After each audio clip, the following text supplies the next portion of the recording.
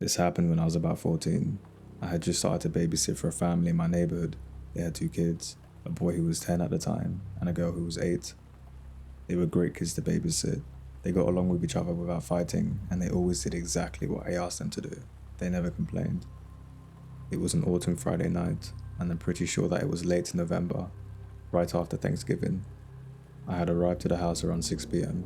The kids were already sitting down eating dinner when I got there, and their parents told me that they were expecting to be home around midnight or so. The parents also made a joke that the kids had the entire street to themselves. This was because all the other families were out of town for Thanksgiving. I remember locking the front door and taking the house key outside with me. The kids rode around on their scooters for about an hour. For some reason, I just felt really on edge while the kids were playing outside. I just summed it up to knowing that they were simply alone, because everybody else was out of town. After the kids were finished playing outside, we went inside and we played on their Nintendo Wii in the basement. I remember locking the front door once we were back inside and putting the key on the kitchen counter, and then I checked the front door before I went downstairs to the basement. I was super vigilant about checking the doors because I had watched so many scary movies. As the kids were in the basement playing, I got that unsettling feeling again. I didn't feel like we were being watched. It was more like, when something is about to pop out in a scary movie, and you're just simply anticipating it, waiting on the edge of your seat. The tension was at its highest point. The feeling stuck with me throughout the entire time we were in the basement, but again, I chalked it up to knowing that the entire street was empty. The clock struck 10, and it was time for the kids to go to bed. We went to the top floor of the house because that's where their bedroom was. The house is set up so that when you open the front door and come inside, you're already standing in the foyer with the steps ready to go to the top floor. The kids were in the bathroom brushing their teeth, and we heard a car pull into their driveway. I figured it was the parents returning home super early, and I expected to hear the garage door open, but that sound never came. I walked into the girl's bedroom and looked outside her front window. There was a car running in the driveway, and there was a man in the car, but the headlights were turned off despite it being 10 p.m. and it was pitch black outside. I figured it was somebody who just got lost in the neighborhood, and they was using the driveway just to simply stop and get their bearings before returning back on the road. I left the girl's bedroom and headed back to the bathroom where the kids were. Suddenly, I heard a knock on the front door. I turned around, and there was a man standing at the front door. He was holding a pizza box. There are 2 long windows on either side of the front door, so I had a clear view of this guy, and I knew he had a clear view of us. I immediately got that eerie feeling again, the same feeling that I had been feeling all night. I asked both of the kids if they ordered pizza, and they both said no. These kids were always very honest and they wouldn't lie about something like that, so I knew that they was being truthful. Normally, I would have gone downstairs to see what the guy wanted. Maybe he had the wrong house, I thought, so I can point him in the right direction. But that little voice in my head was screaming, "Don't go downstairs, do not open up that door." The guy also looked like he didn't work for a pizza company. Normally, they would be wearing a uniform, alongside a hat with the company's logo. This guy just seemed off. He looked like he was in his late 30s or early 40s, and he looked super disheveled. His shirt was really wrinkled, his pants were filthy and ripped, and he had this black ratty baseball cap that was pulled down super far so that only his eyes were covered. He was also grinning, really aggressively. I honestly thought that his teeth would shatter. At this point, the kids noticed him and they started to ask why he was there and if we should open the front door, and asked her if they can go to their bedrooms and lie down. The boy went into his bedroom and the girl walked into her room. I looked out of the window again and I saw the car. I noticed that there was no pizza delivery logo on top of the car. This was required by every single pizza company in the town. So now I felt really confident in my initial intuition that this guy wasn't a legit pizza guy. The girl got in bed and I came out of her room and I sat at the top of the stairs so I can keep an eye on this guy. I tried to stay really calm so that I did not upset the kids. Even though I was flipping out on the inside, he was still standing there at the door, holding the pizza box in one hand and still grinning. His mouth was almost too big for his face, I thought. Even though I couldn't see his eyes because of the hat, I knew he was dead staring at me. Then, without breaking eye contact, he started jiggling the front door handle. It was pretty aggressive and he was still grinning.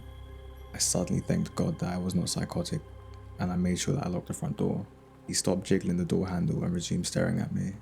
If I was in this situation now, I probably would have called the police immediately, but being only 14 at the time and fairly new to babysitting, I was paralyzed with fear. I felt like if I took my eyes off him for a second, when I looked back, he would be standing at the base of the stairs. After about 5 minutes of our stare down, he literally started walking backwards towards the porch, and he never broke eye contact. Legit, this dude was walking backwards towards his car while staring at me.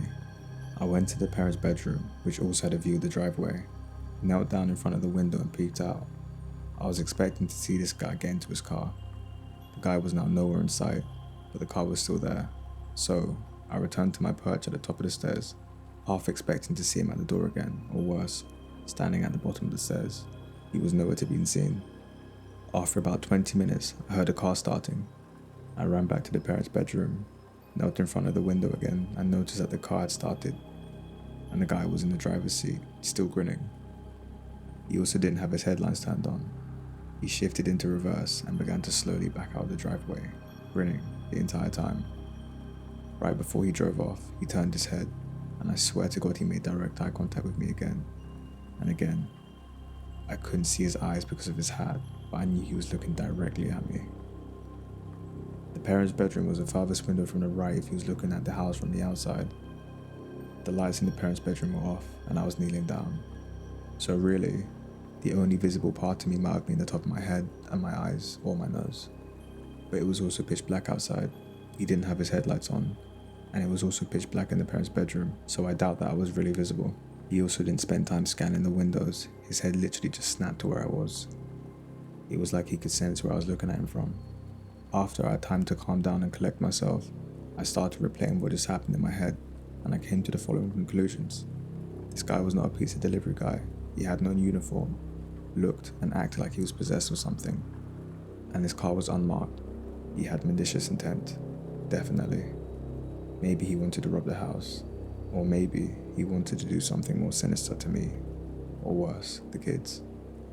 Either way, this guy was bad news, and I'm glad I trusted the voice in my head. I live in a city in central Ohio. This city had a big college. I actually attended a different college and made around a 20-minute drive from the city to my college. I also worked nights as a pizza delivery man in the city and the surrounding suburbs. One night, I had an order in the town that my college was located, a smaller suburban town northwest of my home city. The call happened right before the shop was about to close. I begrudgingly took the order, got the pizza, and went into my car.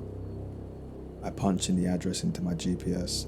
I noticed that the house was located off in a back road, in an area that was barely populated. Not thinking much of this, I drove up to Route 315 to I-70 East and exited after passing through downtown, the cemetery, and the college. The GPS notified me that I had arrived at my destination, but to my surprise, the house was boarded up. I noticed that there was a small shed in the back of the house that had a small window with a flickering light. At this point, almost every single red flag had gone off in my head, but I knew my hard-ass boss would be pissed if I went back without delivering the pizza. So then, I proceeded to the shed. As I got closer to the shed, I heard rustling in the bushes next to the driveway. Then I heard a man whisper, "Here they come, Billy. 4545. At that point, a man jumped out of the bushes, and then two other men jumped out of the shed. They were carrying knives, and they were wearing long robes and white masks. I made it back to the car just in time, but one of the assailants managed to cut my arm as I escaped. I could see the assailants standing in the middle of the road. They looked pissed. I promptly drove 90 miles per hour on my way back to the shop. Everyone looked shocked when I explained what happened. We contacted the police, and they dispatched a few officers to the house. When they got there, the assailants were gone. They found some strange drug paraphernalia in the shed, along with some ropes and various other strange equipment. What they were using it for, they had no idea. I had this part-time job when I was working in high school, working as a pizza delivery driver for a large pizza chain. I had seen some pretty wild things out there, but this one job seriously creeped me out. I was making a routine delivery to an innocuous-looking house, but then the guy answered the door. He just grabbed the pizza and threw a bunch of ones in my face, and then he slammed the door behind him. At first, I was thinking, this guy's rude as hell, but then I counted the money. He was short. I had been burnt before, and usually when that happens, it came out of my wages, and I wasn't going to let this happen. I believe this happened roughly for about 1 or 2 times. No, 3 times actually. I ended up banging on the guy's door for a solid 5 minutes before he could answer. I could see him moving around behind the frosted glass, but he was totally ignoring me.